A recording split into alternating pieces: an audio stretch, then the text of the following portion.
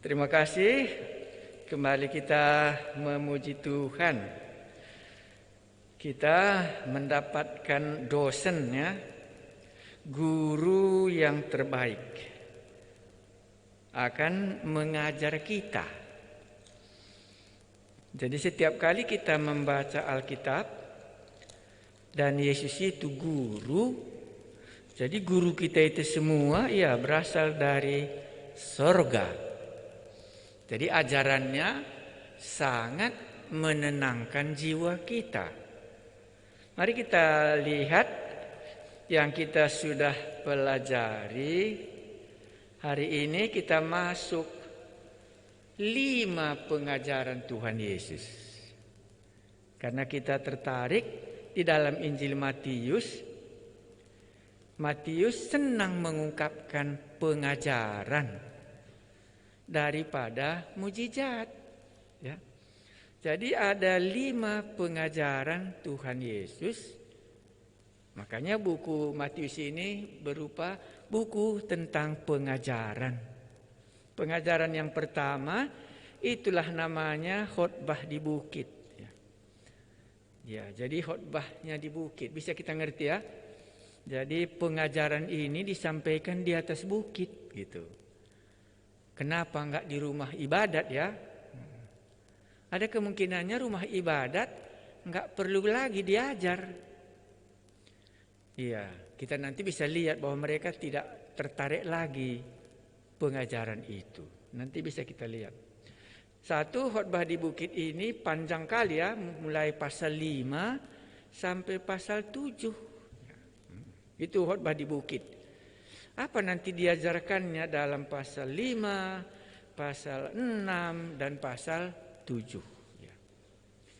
Ya, jadi hari ini kita mendapat sesuatu yang baru, ialah cara mengajar orang Yahudi dan cara mengajar orang Yunani dan cara mengajar orang Rom. Nanti jumpa kita 3 metode pengajaran ini. Dan Yesus ada di antara mereka cara mengajar. Tapi jangan lupa ya, guru kita ini tamatan dari Universitas Sorga datang ke bumi. Baru yang kedua pengajarannya mungkin Anda bisa lihat dulu Alkitabnya ya.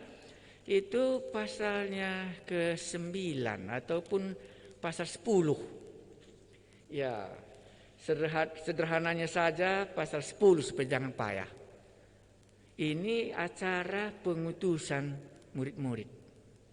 Kalau di dunia misi, inilah namanya pengajaran misi yang diajarkan oleh Tuhan Yesus. Matius pasal 10. Itu sangat penting di dalam misi karena buku Matius itu buku misi. Injil Matius ini misi. Pergilah, jadikan bangsa menjadi muridku. Jadi Matius ini berpikir kali tentang pengutusan murid-murid. Makanya pengajaran tentang misi itu pasal 10. Sesudah itu mungkin Anda lihat-lihat ke belakang.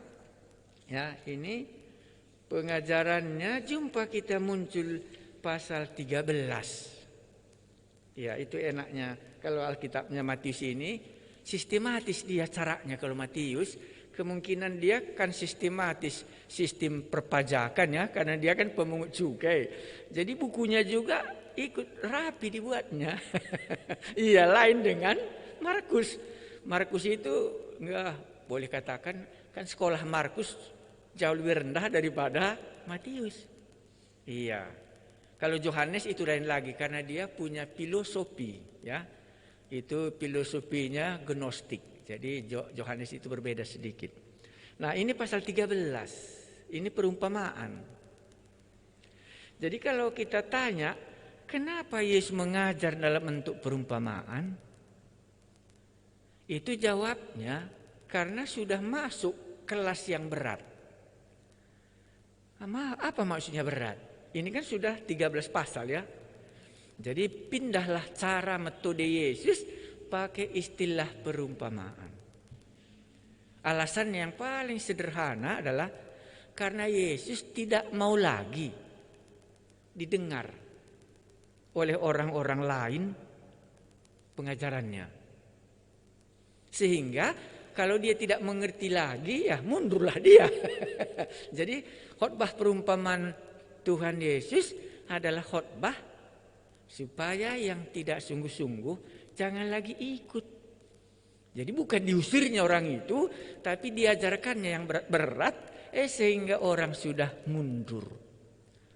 Jadi kalau kamu nanti mengkhotbahkan perumpamaan, itu bisalah dalam hati Hindu, aku tidak mau lagi khotbahku ini dimengerti orang lain. Aku hanya mau khotbahku ini didengar oleh murid-muridku, makanya dibuatnya perumpamaan. Maka dikatakannya kepadamu dikaruniakan untuk mengerti, tetapi kepada orang lain disampaikan perumpamaan supaya walaupun didengarnya dia tidak bisa mengerti lagi. Itulah kunci pasal 13. Kurasa itu ayat 11 jawabnya.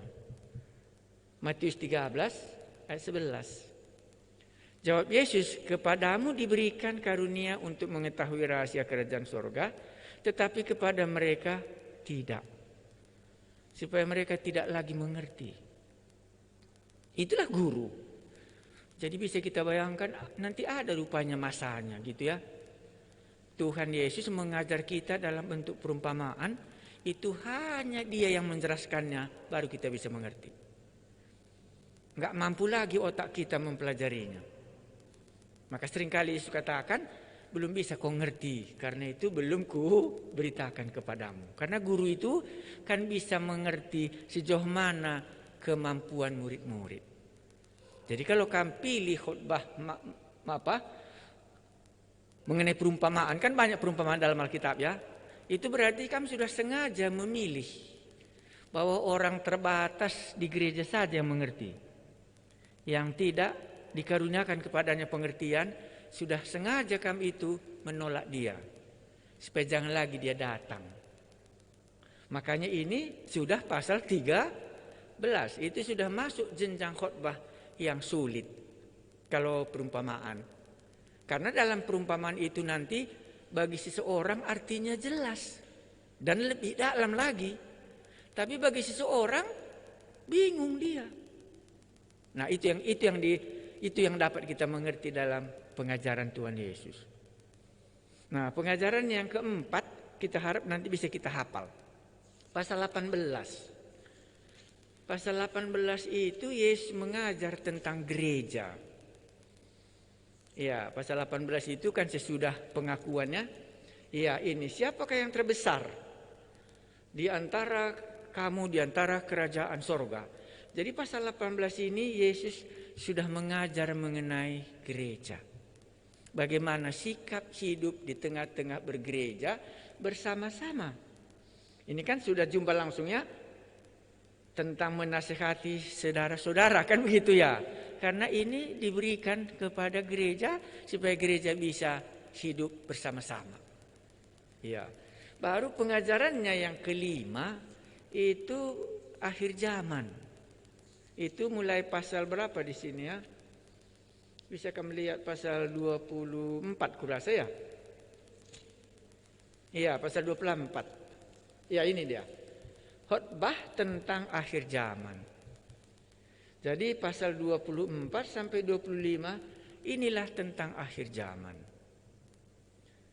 Dan sisanya itu hampir sama semua. Maksudnya sama apa? Sesudah cerita akhir zaman ini nanti masuklah ceritanya tentang penyaliban Tuhan Yesus ya, itu semua sama. Dan kematiannya dan kebangkitannya dan naik dia ke surga. Itu sama semua. Tapi dalam Matius itu 5 pengajarannya ini secara khusus lebih daripada buku-buku yang lain. Umpamanya, di mana cerita akhir zaman? Di dalam Injil Yohanes. Coba lihat Injil Yohanes. Adakah dia diajarkannya tentang akhir zaman? Enggak ada. Karena dia tidak mau mengharapkan akhir zaman, tapi dia mengharapkan apa? Supaya mereka menjadi percaya. Tapi karena Matius harus mengajarkan akhir zaman, karena itu sudah dinubuatkan dari perjanjian lama. Supaya nanti apa yang dikatakan oleh nabi-nabi mulai dari Nabi Adam dan seterusnya sampai Nabi Musa, sampai Nabi Maleaki, itu semua harus berbicara mengenai akhir zaman. Sehingga Yesus harus menjelaskan akhir zaman itu adalah penggenapan apa yang sudah dikatakan oleh nabi-nabi sebelumnya. Jadi kurasa Injil Yohanes cuma nggak ada tentang cerita akhir zaman. Karena akhir zaman bagi dia apa? Barang siapa yang tidak percaya, kan begitu, telah berada di bawah hukuman itu, kan gitu kita ingat ya. Apakah hukuman itu? Kata dia berjalan di dalam kegelapan, dia tidak datang kepada terang itu. Jadi bagi Yohanes itu sudah akhir zaman dalam hidupnya. Jadi bukan semua Injil menceritakan akhir zaman. Kalau Yohanes ingat enggak ada. Ya, tetapi Matius 5 pengajarannya ini salah satu adalah khusus akhir zaman. Pasal 24 dan 25, dua pasal ya. Baru hampir sesudah itu apa? Oh, itu hampir semuanya mengenai cerita dia disangkap, disalibkan, dikuburkan, bangkit dari antara orang mati, dan dia naik ke sorga. Itu hampir sama Matius, Markus, Lukas, Yohanes. Nah, mari kita lihat pengajaran yang pertama. Jadi sudah bisa kita bayangkan ya, hafal-hafal. Oh, ini buku Matius ini pengajaran. Yesus mengajar orang berdosa, kan begitu ya. Jadi bukan untuk percaya diajarinya, bukan. Walaupun nanti ada muncul iman sedikit-sedikit di dalamnya, tapi bagi dia yang paling dalam pengajaran. Nanti bisa juga kita tertarik. Kalau begitu mungkin aku lebih tertarik pengajaran Allah daripada menerima Tuhan Yesus, daripada pengampunan dosa. Karena kurasa lebih tinggi nanti itu. Karena Matius kan pilih itu ya. Dia pilih tema semua yang dia lihat dalam Tuhan Yesus. Pengajaran semua dikumpulinya ya. Kalau Injil Yohanes tidak, dikumpulkannya semua bagaimana orang ini menjadi percaya. Kalau Markus dilihatnya bagaimana Tuhan Yesus ya membebaskan orang kerasukan setan. Jadi kita nanti bisa melihat apa yang kulihat tentang Yesus yang paling menarik ya. Bisa. Karena kita kan ada 4 Injil, jadi bisa kita baca. Yang mana Anda tertarik, bisa Anda sampaikan itu. Ya. Jadi kalau Pak Ginting yang mana paling tertarik? Pasti aku paling tertarik Injil Yohanes. Alasannya apa? Karena pergumulanku cuma satu, di mana Allah yang menciptakan tubuh dan rohku ini. Dari mana aku datang? Kan begitu ya. Dan kemana aku pergi, kan itu Injil Yohanes itu. Dan apa yang kukerjakan selama aku hidup di bumi ini, gitu. Itulah maka Injil Yohanes yang paling aku senangi. Allah menjelma menjadi manusia. Oh, inilah rupanya Allahku itu. Itulah makanya tertarik kali aku Injil Yohanes. Tapi banyak gereja tidak terlalu tertarik Injil Yohanes. Bisa dia lebih suka Markus atau lebih suka dia Matius. Kalau Markus kan cocok katanya. Kuasa setan, semua kegelapan itu tertarik dia. Mengenai perdukunan gitu enak kali dia, makanya Markus dipilihnya. Jadi Anda bisa memilih yang mana yang membuat kesan bagi kita dalam cerita Yesus yang keempat ini.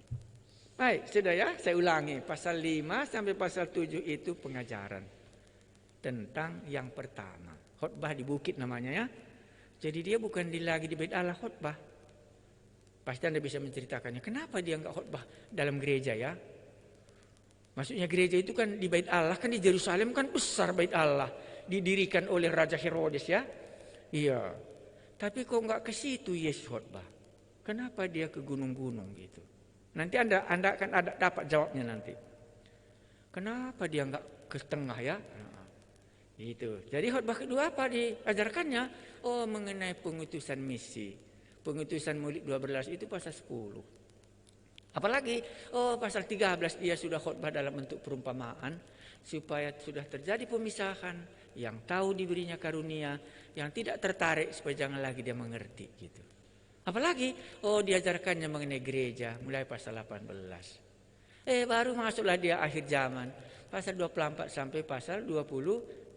Yang lainnya itu sama. Cerita kematian, kebangkitan, Tuhan Yesus, itu hampir semua sama Injil. Mari kita baca pengajaran di bukit yang pertama. Itu kita sudah mulai baca. Ketika Yesus melihat orang banyak itu, naiklah ia ke atas bukit, dan setelah ia duduk, datanglah murid-muridnya kepadanya. Jadi ada murid-murid, ada orang banyak ya. Jadi yang mendengar khotbah di bukit ini murid-murid dan juga orang banyak. Jadi di sini belum terbatas. Ya, ketika Yesus melihat orang banyak itu ya, tetapi ditambahkannya murid karena dia mau melihat murid itu gitu. Bisa kita bayangkan kan? Ramai orang, tapi muridnya ini terus diperhatikannya.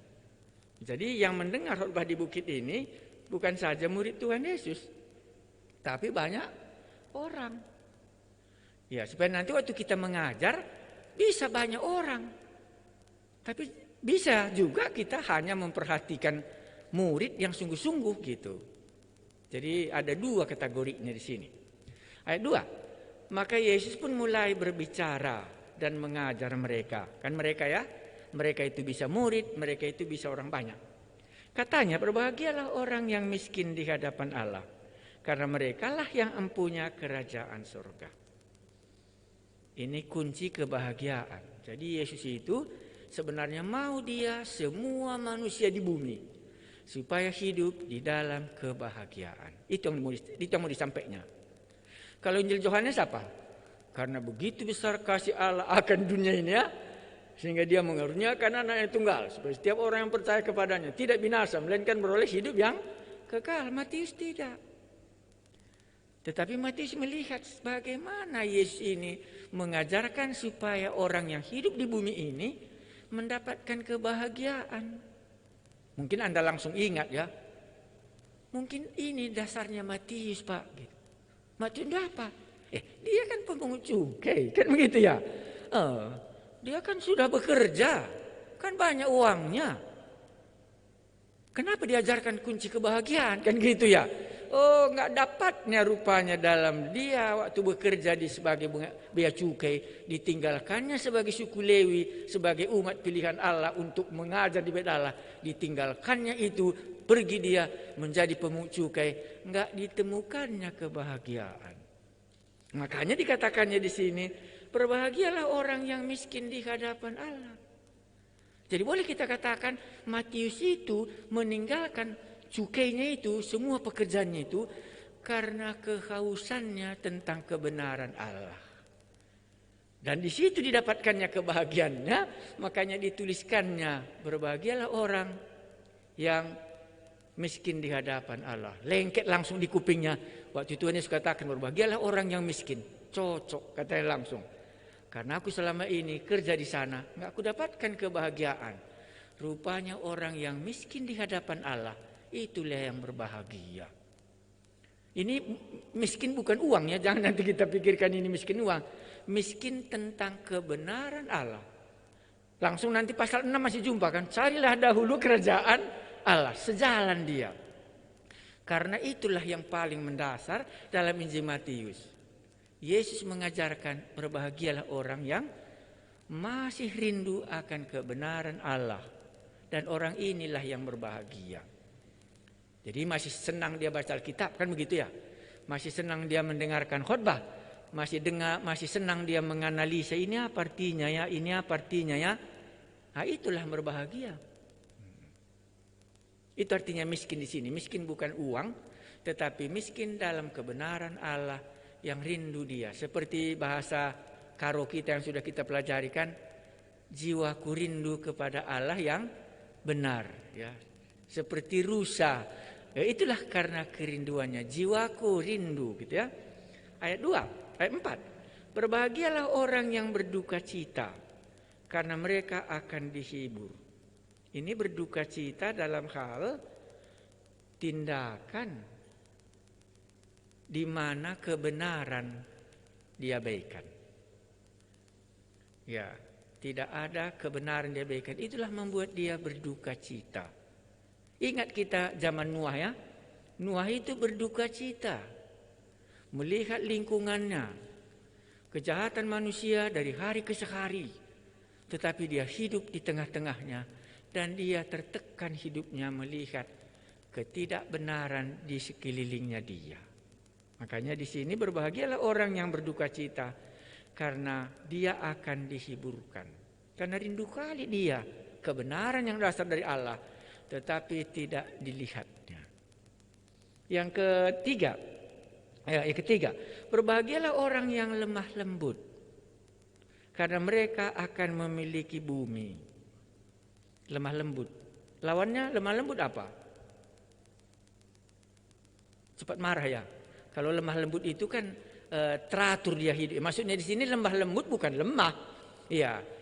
Saya pernah baca artinya lemah lembut ini seperti sungai yang mengalir lewat kolam-kolam ikan. Jadi ada airnya masuk, ada pembuangannya ya. Jadi airnya itu mengalirnya tertib, teratur gitu. Itu yang dimaksudkannya lemah lembut. Tapi kalau orang yang cepat marah bagaimana katanya? Oh, orang cepat marah ini jadi hujan di hulu katanya. Jadi waktu hujan ini lebat, airnya pun deras, akhirnya rusaklah semua bedeng-bedeng ikan ini. Akhirnya ikannya pun semua hanyut. Itulah pemarah. Enggak disampaikannya dalam kasih yang sesungguhnya sebagaimana seharusnya. Makanya kalau marah itu kan tidak menghasilkan kebenaran, tetapi menghasilkan rusak katanya. Makanya lemah lembut adalah buah Roh Kudus sendiri gitu. Ya, pasti kita semuanya pernah marah ya. Sesudah kita marah, sudah bisakah kita lihat kolam-kolam ikan kita tadi sudah bedeng-bedengnya semua hancur ya. Ya, itulah namanya banjir ya. Akhirnya ikannya pun hanyut semua. Orang lain pun semua sudah menjadi rusak. Harus lagi diperbaiki. Tapi kalau lemah lembut tidak. Karena memang dia benar, dia akan berkata yang benar. Itulah di sini lemah lembut. Berbahagialah orang yang lemah lembut karena mereka akan memiliki bumi. Jadi pemarah dari satu sisi bagaimana? Enggak pernah dia menikmati bumi ini. Kemana saja pun marah. Tahu artinya marah ya? Enggak setuju kan itu maksudnya kalau ini begini lagi, ini begini lagi. Nah itu enggak pernah dia mewarisi bumi. Jadi lemah lembut itu supaya kita bisa mewarisi bumi ini, bisa kita tinggal di situ. Nah, itu maksudnya. Ayat 6. Berbahagialah orang yang lapar dan haus akan kebenaran, karena mereka akan dipuaskan. Ini mirip dengan ayat 2. Ayat 3, berbahagialah orang yang miskin. Ini mirip sama. Ya, ini mirip kali. Berbahagialah orang yang lapar dan haus akan kebenaran. Jadi dia cari kebenaran Allah yang bisa menghiburkan dirinya. Maka orang demikian karena mereka akan dipuaskan. Ayat 7. Berbahagialah orang yang murah hatinya, karena mereka akan beroleh kemurahan. Ini bisa kita mengerti. Jadi orang-orang yang berkemurahan sebenarnya dapat kemurahan dia dari Allah. Ya. Apakah karena saya hidup di tengah-tengah situasi seperti itu, saya tidak tahu. Tapi memang sejak saya bertobat, saya hidup di tengah-tengah kemurahan. Ya. Situasi pelayanan saya lah umpamanya ya, di gelandangannya, itulah permulaan kali saya melayani. Kedua, penjara. Ya, satu gelandangan, kemurahan, itu butuh kali karena pada waktu itu masih ada surat miskin ya. Kalau seorang dokter kita, kawan kita, bisa dia bikin surat miskin, bisa kita bawa ke rumah sakit gitu. Nah, baru di penjara gitu. Jadi di sini memang berbahagialah orang yang murah hatinya, karena mereka akan beroleh kemurahan. Ini dapat upah. Iya, ini dapat upah kemurahannya dari Allah. Ya. Tapi saya tidak akan lebih lanjutkan. Tapi kalau ini yang ditaruh Tuhan dalam hati kita dalam pengajaran Tuhan Yesus, ini akan menjadi bagian kita. Jadi memang kalau aku sadar dalam diriku, memang aku orang yang berkemurahan sejauh yang aku ngerti. Kenapa? Karena sejak aku mulai bertobat, memang aku harus hidup dalam kemurahan. Umpamanya lah, kami sama-sama bertobat dengan kawanku. Dia orang preman di pasaran, bertobat dia. Aku juga bertobat.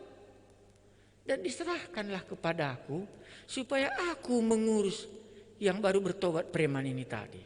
Dia senang main gitar ya. Ya. Diserahkanlah sama aku yang harus bertanggung jawab atas dia dalam hidupnya. Diantarkan ke rumahku. Aku masih mahasiswa. Jadi waktu itu memang sulit kurasa. Aku masih mahasiswa. Tapi karena diserahkan kepada aku, karena tabiat berkemurahan tadi, kuterimalah dia tinggal bersama dengan kami. Dengan saya sebagai mahasiswa, baru tingkat 2, dia juga tamat SMA, bertobat. Dia sama-sama kami bertobat. Dan singkat ceritanya, dialah menjadi kawanku pertama sekali mengabarkan Injil, karena dia bisa main gitar, aku bisa khotbah. Dan dia duluan masuk sekolah teologi, dan dia duluan jadi dosen teologi. Kemurahan tadi. Ya. Tapi tidak aku kasih tahu kepada pimpinan kami, masa diserahkan kepada aku yang harus bertanggung jawab, walaupun aku masih mahasiswa sendiri dan diantar ke rumahku. Ya akhirnya, karena diantar dia ke rumahku rupanya, mereka memikirkannya, bukan aku yang memikirkannya. Apa nanti mereka makan di rumahnya karena satu mahasiswa, satu pengangguran, bagaimana nanti mereka hidup di situ sebagai orang yang sudah bertobat gitu. Akhirnya jadilah kemurahan. Itu karena ini di sini kan. Ya, berbahagialah orang murah hatinya karena mereka akan beroleh kemurahan. Langsung Anda ingat tolak ukurnya orang muda yang kaya ya. Kan Anda ingat apakah yang kulakukan supaya aku beroleh hidup yang kekal. Oh, langsung Anda bisa melihat ini langsung kali tolak belakang dia. Jadi itulah dia. Ikutnya. Berbahagialah orang yang suci hatinya. Karena mereka akan melihat Allah. Bagaimana suci hatinya? Yang tidak suci hatinya sudah kita lihat Matius pasal 2 ya. Ingat orang yang tidak suci hatinya di Matius pasal 2. Tahu ya? Raja Herodes. Ya, Raja Herodes ini kan enggak suci hatinya kan? Tapi yang suci hatinya kan orang Majus ya. Dari mana kita tahu orang Majus itu suci hatinya? Dalam pikirannya pergi ke raja, karena menurut dia raja pasti tahu di mana raja yang baru lahir itu. Baru orang itu ceritakan semua, karena suci hatinya apa yang dikatakan mereka di Yerusalem, pergi dia ke Betlehem kan begitu. Satu lagi, dari mana kita tahu suci hatinya? Karena dia mau kembali kepada Raja Herodes, saking tulusnya dia. Nah itulah 3 poin ini. Orang Majus ini boleh kita katakan suci hatinya. Makanya dia melihat Tuhan. Baru malam itu Tuhan berbicara kepadanya kan begitu ya. Ya janganlah engkau pulang katanya 12 itu ya. Saya bacakan. Dan karena diperingatkan dalam mimpi supaya jangan kembali kepada Herodes, maka pulanglah mereka ke negerinya melalui jalan lain. Itu pasal 2 ya. Itu ketulusannya, itulah kesucian hatinya orang Majus tadi. Ada lagi ketulusan orang Majus ini kita lihat ya. Dibawanya mur, kemenyan untuk dipersembahkannya kepada raja yang baru lahir. Karena dalam hatinya pasti nanti kita jumpa. Nah, jadi lihat lagi bintang, jalan lagi dia. Suci hatinya, tak pernah dia curiga. Itulah maka harus diperingatkan oleh malaikat tadi. Kembali nanti dia ke Raja Herodes. Dibunuhnya nanti anak itu. Makanya bisa kita lihat orang Majus ini suci hatinya. Iya, jadi orang yang suci hatinya akan melihat Tuhan. Dilihatnya lah Tuhan menghambat dia supaya jangan dia pergi ke rumahnya. Herodes kembali ke Yerusalem, nanti anak ini dibunuh. Gitu. Ada lagi saya baca buku, suci hatinya ini nampaknya tidak ada kejahatan dalam hatinya. Kejahatan yang dimaksudkannya seperti Kain. Kain itu kan jahat ya. Ayo dek kita pulang ayo pergi kita ke ladang katanya ya. Padahal dalam hatinya itu jahat gitu. Jadi suci hatinya seringkali juga diumpamakan seperti air di dalam gelas, tidak ada yang menghalangi, semuanya tembus. Jadi kalau Paulus katakan ini, Tuhan adalah saksiku, itu artinya hati suci. Kan kita ingat Paulus katakan itu, Tuhan adalah saksiku betapa aku mengasihi kamu. Kepada jemaat Tesalonika ya. Jadi suci hatinya di sini, dia berani membawanya ke hadapan Allah, bahwa dalam hal ini memang betapa hatinya mengasihi jemaat Tesalonika itu. Iya, jadi inilah suci hati. Berbahagialah orang yang suci hatinya, karena mereka akan melihat Allah. Sudah berapa? Ketujuh. Berbahagialah orang yang membawa damai. Wah, berat ya.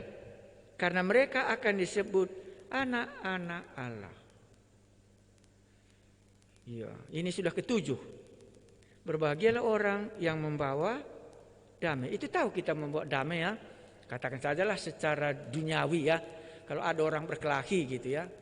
Iya, kita bisa membawa damai supaya mereka tidak berkelahi. Walaupun bisa kita rugi, ya itu maksudnya ya.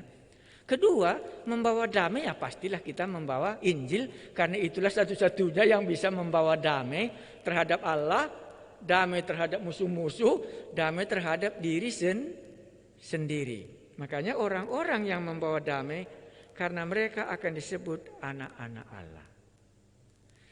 Yang kedelapan, cepat-cepat aja kita. Berbahagialah orang yang dianiaya oleh sebab kebenaran, karena mereka lah yang empunya kerajaan sorga. Ini semua cerita ayat ini itu di Kisah Rasul. Betapa banyaknya orang-orang di Kisah Rasul itu dianiaya ya. Ya, karena mereka lah yang empunya kerajaan sorga. Jadi penderitaan dalam Kisah Para Rasul itu membuktikan ayat 10 ini. Mereka berbahagia. Bagi kita itu tidak berbahagia. Tetapi Kisah Rasul membuktikan ayat 10 ini, berbahagialah orang yang dianiaya oleh sebab kebenarannya, seperti Stefanus umpamanya ya, seperti siapa namanya itu yang dipenggal kepalanya itu ya, Yakobus ya, iya, seperti Petrus dipenjarakannya, Paulus dipenjarakannya, itu mereka semuanya berbahagia. Iya. Nanti bisa kita lihat kesimpulannya. Berbahagialah orang yang dianiaya oleh sebab kebenaran, karena mereka lah yang empunya kerajaan sorga. Makanya Paulus seringkali katakan, inilah tandanya aku sebagai rasul. Katanya, iya, dipukuli berapa kali, 7 kali 7 katanya, dimasukkan ke penjara, dianiaya, itulah bagi dia kebahagiaan. Baik, yang ke seberapa lagi? Ayatnya yang ke 11, ini ke-9. Berbahagialah kamu jika karena aku kamu dicela dan dianiaya, dan kepadamu difitnahkan segala yang jahat. Ini kebahagiaan. Baru ayat 12. Bersukacitalah dan bergembiralah, karena upahmu besar di surga. Jadi semua yang mengalami aniaya ini, orang yang dicela karena kebenaran itu rupanya nanti dapat upah dia di sorga. Iya. Dapat bintang jasa dia karena dia ikut berjuang di dalam kerajaan sorga ini. Makanya tentara yang berjuang dalam kemerdekaan ini kan dapat bintang jasa dia ya. Jadi ini kan istilahnya tadi apa? Kerajaan sorga. Dan kalau dia menderita di dalam kerajaan sorga ini, nanti dapat upah dia. Makanya bersukacita dan bergembiralah, karena upahmu besar di sorga. Sebab demikian juga telah dianiaya nabi-nabi yang sebelum kamu. Bagus ya Matius ya. Dilihatnya kembali apa yang sudah terjadi di dalam perjanjian lama, bahwa nabi-nabi itu rupanya dianiaya. Dan sekarang kamu juga digenapkan juga nanti demikian. tetapi bersukacita dan bergembiralah kamu karena upahmu nanti besar di sorga. Sebab demikianlah nabi-nabi yang dahulu, semuanya dianiaya karena kebenaran Allah. Khususnya kali kan Nabi Jeremia ya. Kita ingat Nabi Jeremia dimasukkan ke sumur ya. Iya, dipukuli mereka itu gitu. Itu nabi-nabi semua. Iya. Di dalam kerajaan surga, di dalam kerajaan yang sedang dibangun oleh Yesus ini. Baik, nanti kita simpulkan. Sesudah pengajaran ini, mari kita lihat pasal 7. Kita akhiri langsung. Ya, pasal 7 itu mengenai kesimpulannya. Kesimpulannya itu ayat 24 kita buat. Jadi ada pengajaran, langsung kita lari kepada kesimpulan supaya jangan nanti lama kita.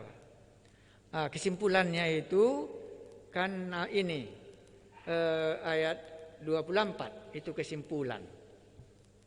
Umpamanya gini, setiap orang yang mendengarkan perkataanku ini, inilah akhir khotbahnya, dan melakukannya, ia sama seorang yang bijaksana yang mendirikan rumahnya di atas batu.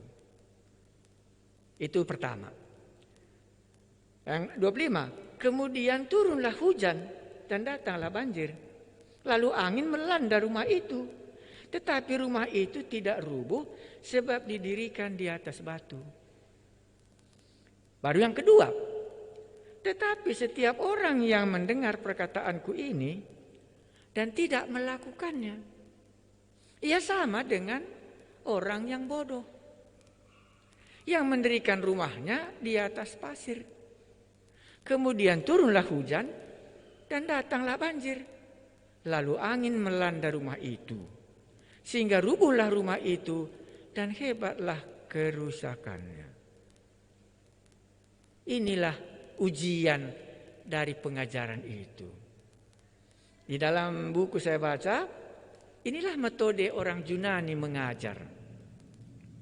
Sesudah diajar, langsung dilihat hasilnya. Hasil yang satu demikian, hasil yang satu demikian. Jadi dia tidak netral dalam pengajaran ini, bisa diterima, bisa ditolak. Jadi iya, dalam cara mengajar orang Yunani, cara mengajar orang Yahudi, cara mengajar kekaisaran Romawi pada waktu itu, langsung kelihatan hasilnya dua. Yang negatifkah atau positif? Jadi Tuhan Yesus langsung katakan di sini, setiap orang yang mendengar perkataanku ini dan melakukannya. Jadi kalau kita lah katakan yang ayat 24 ini, kalau kita melakukan 9 kebahagiaan tadi kan, dan itu memang menjadi bagian kita. Tapi kalau kita tidak melakukannya, maka bagian kita akan ayat 26. Iya. Nah, ayat 26 katanya, tetapi setiap orang yang mendengar perkataanku, sama-sama mendengar karena mengajar ya. Kalau diajari ini kan sama-sama mendengar. Ini dan tidak melakukannya, ia sama dengan orang yang bodoh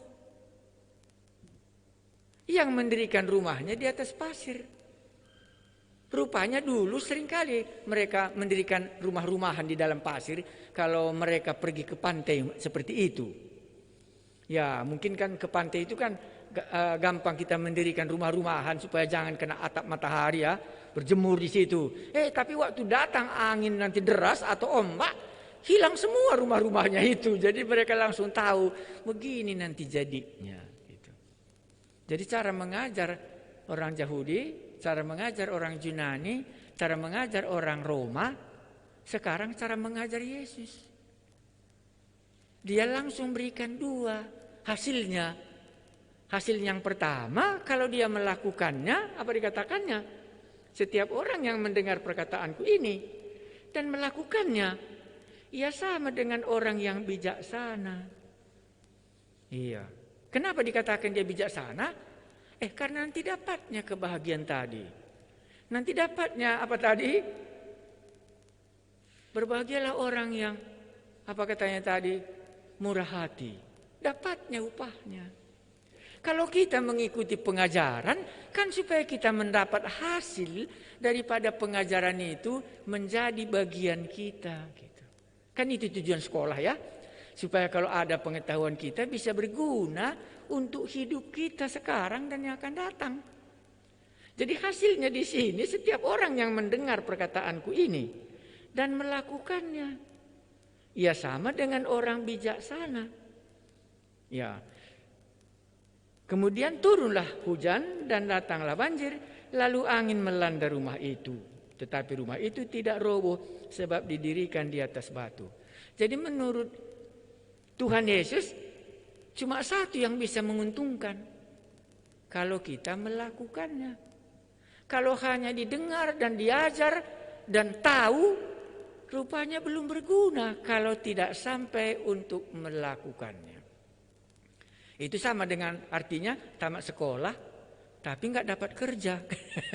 Kan begitu ya. Sudah tamatnya dia sekolah tapi nggak berguna pelajaran tadi karena nggak bisa mendukung dalam kehidupannya. Makanya tadi kita katakan Yesus mengajar, orang Yahudi mengajar, semuanya mengajar. Tetapi Yesus langsung tahu kalau ini orang bijaksana, didengarnya pengajaran itu, maka itu nanti menjadi bagiannya. Tapi ada rupanya sebagian orang hanya mendengar dan tidak melakukannya. Itu diibaratkannya tadi seperti mendirikan rumah dan lenyap dia. Hilang semua pengajaran itu dari pikirannya. Bahkan lupa dia apa yang dikatakan oleh Yesus. Tetapi murid-murid kan tidak lupa ya. Ya, karena itulah makanya ada Matius ini kan. Matius ini kan ditulis tahun 60 ya. Berarti kurang lebih sesudah 30 tahun. Yesus naik ke sorga baru ditulisnya. Nggak lupa dia. Karena kalau pasir tadi cantik pun tadi semuanya bangunannya. Kalau datang ombak dan datang angin kan lenyap semua. Nggak ada yang tinggal. Tapi kalau orang yang melakukannya seperti yang diajarkan oleh Matius ini. Dia tidak lupa dia. Makanya dia disebutkan orang bijaksana yang mendirikan rumahnya, maka apa yang dikatakan oleh Tuhan Yesus tadi, waktu dilakukannya itulah dia menemukan kebahagiaan yang Tuhan harapkan. Menjadi bagian murid yang mengikut dia. Iya, jadi inilah yang bisa kesimpulannya. Karena nanti waktu kita melanjutkan juga pasal 6, masih jumpa kita itu. Pasti ke sini juga larinya. Setiap orang yang mendengar perkataanku, ini kan perkataan Tuhan Yesus ya, dan melakukannya, ia sama dengan orang yang bijaksana, yang mendirikan rumahnya di atas batu. Prinsip kebahagiaan yang sudah menjadi bagiannya, walaupun datang goncangan, tak kapan pun akan lenyap. Itu maksudnya sini. Ya, baru disambungannya, kemudian turunlah hujan dan datanglah banjir. Lalu angin melanda rumah itu. Tetapi rumah itu tidak rubuh sebab didirikan di atas batu. Kalau kita mendengar dan melakukannya, bagaimanapun datangnya goncangan, kebahagiaan yang 9 tadi sudah ditetapkan oleh Tuhan Yesus, itu akan menjadi bagian orang ini. Jadi pengajaran itu supaya kita dapat menjadi bagian kita kalau kita melakukannya. Kalau tidak bagaimana? Oh itu hanya seperti mendirikan rumah di atas pasir. Datang angin, datang banjir, lenyap semua, enggak ada yang tinggal. Malahan kerugiannya cuma terjadi, buang waktu, tetapi tak berguna dalam kehidupannya. Inilah akhir dari inilah akhir dari khotbah pasal 5 dan pasal 7 itu. Mari kita lihat sekali lagi kunci kebahagiaan tadi. Dalam catatan saya ada 9 di sini. Apakah saya salah? 9 saya buat. Iya. Ya, 9 saya buat di sini. Yaitu berbahagialah orang yang miskin di hadapan Allah. Masih rindu dia firman Tuhan itu kapan saja pun. Ini apa artinya ya gitu. Jadi merasa dia belum banyak pengetahuannya. Itu yang orang berbahagia. Ya, Baru berbahagialah orang yang berduka cita karena mereka akan dihiburkan. Dia berduka cita kalau kebenaran itu tidak ditegakkan. Menderita dia.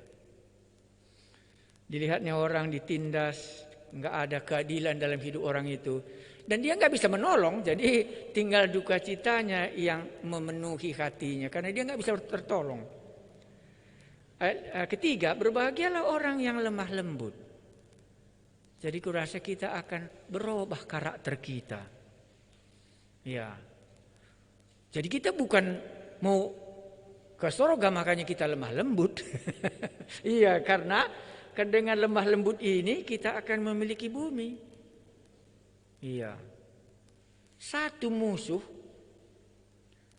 cukup berat walaupun 1000 teman. Iya, jadi ini kan di bumi, kan begitu ya. Iya, jadi kita nggak bisa hidup di bumi kalau ada musuh kita. Makanya di sini berbahagialah orang yang lemah lembut karena dia akan apa?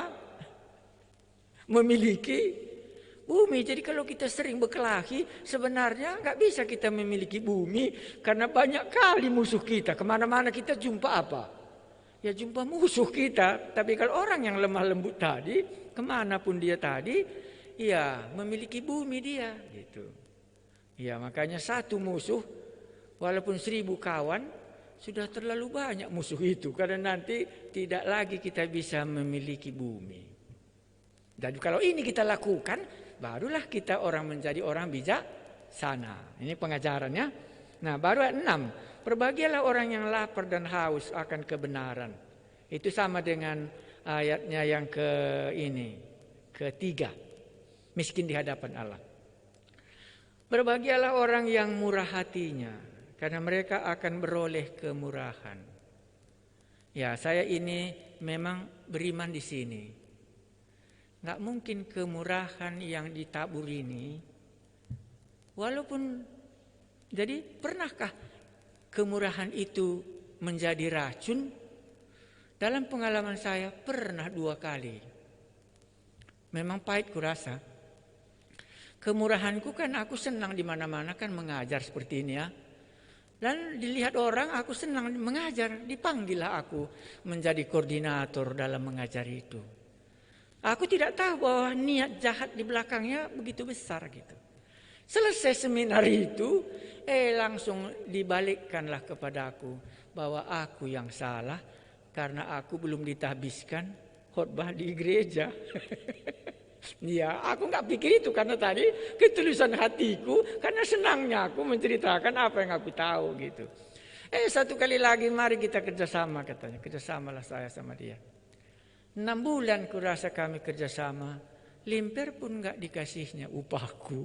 Padahal aku yang merasa banyak kali kemana-mana pekerjaan yang berat-berat penginjilan itu, aku saja yang disuruh. Bahkan pernah sekali baptisan, waktu dibaptiskan itu 2 orang kerasukan setan dan aku ya harus menanganinya. Tapi 6 bulan aku sama dia waktu kami berpisah, limper pun nggak diberikannya imbalan selama pekerjaan sama mereka, kecuali makan dan minumku cuma nggak bayar aku sama dia. Inilah kemurahan. Dan Tuhan memang memberi kemurahan gitu. Ini pengajarannya. Jadi ini bisa kita lakukan, bisa kita tidak lakukan, dan nanti lihat perjalanannya. Jadi kalau kita hidup di dalam berkemurahan, maka dikatakannya tadi apa? Berbahagialah orang yang murah hatinya, karena mereka akan beroleh kemurahan. Ini bukan keselamatan. Karakter Allah yang berkemurahan itu akan membalaskannya kepada orang yang berkemurahan hati. Itu yang tadi mendirikan rumah itu. Saya tidak tahu apakah nanti bibit ini tumbuh. Baru berbahagialah orang yang suci hatinya. Suci hatinya, aku tidak mencurigai, ya. Tulus menyatakan kebenaran yang aku suka, ya. Suci, ya, enggak ada ini namanya bahasa karunya itu rintepnya di belakang, nggak ada sesuatu motivasi negatif gitu. Walaupun aku tahu juga sering orang motivasinya nggak jujur, tapi aku masih juga aku jujur gitu maksudku tadi. Ini nggak jujurnya ini, tapi karena harus Karena kalau kita suci hati kita, itu memang enak hidup. Seperti orang Majus tadi, enggak curiga dia. Walaupun Herodes sudah merencanakan demikian rapi, tapi selamat juga dia karena dia melihat Tuhan. Bisakah suci hati kita dan kita bisa melihat Tuhan dalam hidup kita? Itu yang maksudnya di sini, suci hati, tidak curiga terhadap Tuhan, tidak curiga terhadap orang lain. Dia jujur di hadapan Allah sebagaimana Paulus katakan, Tuhan itulah saksiku betapa aku sangat mengasihi engkau. Itu di 1 Tesalonika itu Paulus mengatakan itu. Itulah artinya suci hatiku di hadapan Allah. Karena mereka lah yang akan melihat Allah. Jadi kalau dua ini saja kita lakukan, entah sudahnya jadi orang bijaksana kali kita. Karena tadi kan dibilangnya barang siapa yang mendengar perkataanku dan melakukannya, dia menjadi orang yang bijaksana. Ya. Walaupun nanti datang angin petir, kan gitu tadi, angin beliung, dia mendirikan rumah dan rumahnya itu tidak akan hancur. Ini kalau dalam catatan ini saya buat sampai ayat 12 inilah karakter orang-orang yang sudah dilahirkan kembali. Ya, kalau mau ke sana ya, ayat 1 sampai 12 itulah karakter orang yang sudah dilahirkan kembali. Maka kalau memang benar kita sudah dilahirkan kembali, kan pasti kita lihat Allah di dalam hidup kita. Kalau Roma dipimpin Allah katanya ya, tapi kalau Matius tidak melihat Allah katanya. Ya, lemah lembut itu kan, kalau Paulus katakan itu kan buah Roh Kudus ya. Tetapi Matius tidak melihat itu. Ya, inilah karakter orang-orang yang sudah diselamatkan. Inilah karakter gereja yang diharapkan oleh Matius yang menerima surat ini. Karena ini pada abad pertama. Maka gampang kali mereka membacanya ayat 10. Berbahagialah orang yang dianiaya. Karena pada saat ini gereja mula-mula banyak kali mengalami aniaya. Gampang kali mereka mengertinya. Tapi di belakangnya, karena mereka lah yang ampunya kerajaan sorga. Ya, kerajaan sorga. Berbahagialah kamu jika karena aku, kamu dicela. Dan dianiaya dan kepadamu dipinahkan segala yang jahat. Ayat 10 dan 11 ini, gampang kali jemaat itu membacanya. Karena itulah lingkungan hidup mereka. Kalau kita sekarang kan nggak gampang kita membacanya ini kan.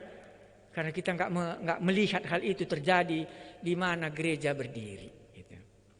Ya, jadi kalau saya ulangi, berbahagialah orang yang miskin di hadapan Allah. Berbahagialah orang yang berduka cita akan kebenaran. Berbahagialah orang yang lemah lembut. Berbahagialah orang yang lapar dan haus. Berbahagialah orang yang murah hati. Berbahagialah orang yang suci hatinya. Berbahagialah orang yang membawa damai. Itu semuanya kita lihat di dalam Kisah Para Rasul. Dan berbahagialah orang yang dianiaya. Berbahagialah kamu dan seterusnya. Bersukacitalah dan bergembiralah karena upahmu besar di sorga. Sebab demikian jugalah telah dianiaya nabi-nabi sebelum kamu. Baru ditutup langsung pasal 7 ayat 24. Kalau kamu mendengarnya dan melakukannya, maka kamulah orang yang bijaksana. Nanti datang banjir, mendirikan rumah, walaupun badai, dan dia tidak akan lenyap. Kita melihat waktu hati kita suci. Yang mana kita pilih malam ini? Bolehkah kita pilih supaya suci hati kita seperti orang Majus? Tidak sanksi kita terhadap orang lain. Tuhan yang akan kulihat nanti dalam semuanya perjalanan ini. Akhirnya kita tinggalkan semua kecurigaan. Akhirnya kita tinggalkan semua kemunafikan. Mari kita maju suci hatiku di hadapan Allah sebagai orang yang sudah lahir baru, sebagai jemaat Tuhan. Dan inilah kuncinya supaya aku mendapatkan kebahagiaan. Inilah karakter yang diharapkan Allah sehingga kebahagiaan itu menjadi bagianku. Coba praktekkan. Suci hati, bermurah hati, lapar akan kebenaran Tuhan, membawa damai. Nanti Anda bisa lihat karena pengajaran ini tidak akan berakhir. Karena inilah pengalaman kita sebelum kita semuanya masuk ke dalam kerajaan sorga, masuk kepada hidup yang kekal. Ini di bumi kita dapat. Berbahagialah orang yang suci hatinya, kan di bumi, karena dia akan melihat Allah. Kalau di sorga kan nggak perlu lagi kita kan, karena semua kita nanti akan berjumpa dengan Dia. Di bumi kita nggak melihat Allah dalam hidup kita dari hari ke hari. Kalau hati kita tidak suci. Makanya ini merupakan karakter dalam hidup orang yang sudah di dalam kerajaan sorga, di mana Allah menjadi rajanya. Baik, sampai di situ kelas kita malam ini. Besok kita sambung ke pengajaran yang berikutnya. Mari kita berdoa. Ada bagian yang bisa kami renungkan. Karena semua manusia di bumi pasti mencari kebahagiaan. Dan kebahagiaan itulah yang ditawarkan oleh Tuhan Yesus kepada kami malam ini. Dan ini bisa menjadi bagian kami selama kami hidup di bumi. Kami berdoa supaya Roh-Mu yang Kudus meyakinkan pengajaran ini. Supaya kami tidak menjadi orang bodoh, mendengar tapi tidak melakukannya, akhirnya lenyap. Berilah satu saja yang bisa kami hafal. Berbahagialah orang yang suci hatinya. Berbahagialah orang yang berkemurahan, karena dia akan mendapat kemurahan dari Allah. Berbahagialah orang yang membawa damai. Izinkanlah kami Tuhan membawa damai ke tengah-tengah orang yang belum memiliki damai itu sebagai anak-anak-Mu. Terima kasih Tuhan kami Yesus, kami telah mendengar pengajaran-Mu khotbah di bukit. Ini yang pertama. Berkatilah kami masing-masing supaya ini menjadi bagian kami dan menjadi pengalaman kami sebagai anak-anak kerajaan Allah di dalam Yesus Kristus Tuhan kami. Di dalam nama-Mu kami berdoa. Amin. Baik, terima kasih. Selamat malam.